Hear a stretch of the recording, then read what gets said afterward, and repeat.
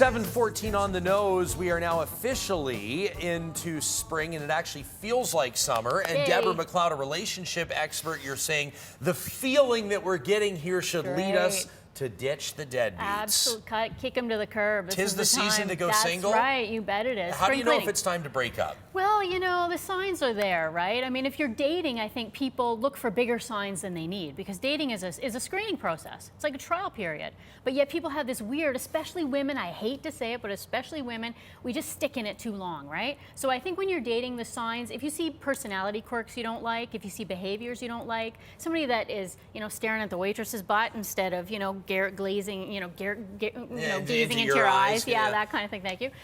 You know, get rid of them, that kind of thing. Okay, so why spring? Is it because we get in that mindset right now where we're looking at our yard, we're looking at our storage closets, cathartic. It's spring cleaning? It's the season of purging and replacing, right? You want to open the windows, you want to air everything out, get rid of all the rubbish, that kind of thing. So it's a great time. Plus it's a distracting season because there's birds in the air and it's happy, and you know, you mentally kind of get that going. You're seeing the buds on the trees, right? The tulips are starting to come up. It's rebirth, right? There's hope. Not like in the dead of winter where you just want to hang yourself because it's so awful. Well, you just want to, I mean, you want to sort of hide hunker away. down, get the fire going in the fireplace and pop in movies. And feel sorry for yourself. Easier said than done, though. Absolutely. I mean, there's people watching right now going, hey, listen, I've known I should be out of this relationship for 5 or 10 years.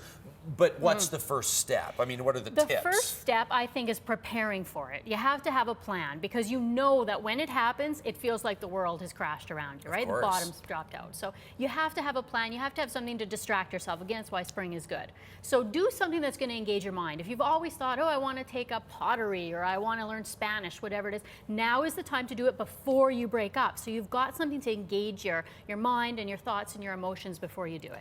Second thing, really, really important here, is don't idealize, don't romanticize that past relationship. Because whatever you're looking at, whatever you're focusing on gets bigger, right? Whatever it is. Think about the worst thing this guy or girl ever did, the most, you know, the worse they look, the worse they smell, the worse they made you feel, that kind of thing. And just totally focus on that and make it all that you can kind of see. But how do you stop from getting wrapped up in the negativity then? I mean, don't you want to sort of try to make the clean break and cut that memory of that person off completely? Well, you absolutely do. Or is that naive? No, I think it's essential. I think it's naive to think that you can kind of, you know, this whole thing about, well, you can stay friends. You know, that's more theory than fact. And sure, it works for some people, but not for most. Okay, so you'd say forget about the friendship for now anyway. For now, make absolutely. A clean break. Make a clean break. Get them up. What do you say on friend? Is it defriend or is that defrock? On Facebook you're talking? Yeah, unfriend them on Facebook. A whole separate, I mean, no, it isn't separate at all. Changing you know, we forget about this. Your relationship status on Facebook, no, get rid of them. Unfriend them. Cut them off. Cut them off completely. Okay, what about rebounds? Right. What about rebound? Like if you're one or that kind of thing? Somebody's going to go, okay, you know what, I'm going to get over this person. I'm going to go to this nightclub this weekend. I'm going to meet somebody. I'm going to have some fun. Let the guys buy me a drink. That's distraction. And if you don't have any ties, sure, what's wrong with that? So you're endorsing the rebound? I'm endorsing a no-strings commitment rebound. Sure, whatever you got to do to get rid of that person.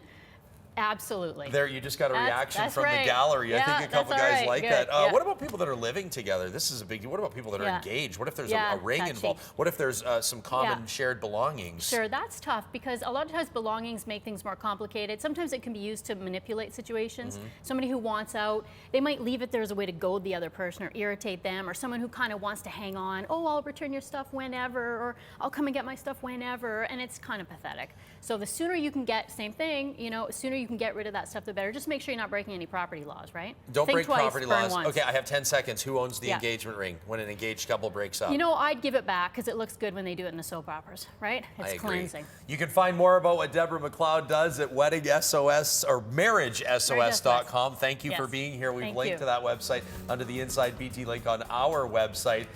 Candid chat, I love it. Ditch the deadbeat in time for summer. It's 7:18. We'll be back with more BT. Bridget Ryan, and your responses on Target opening its doors. Will you be one of the first to check it out?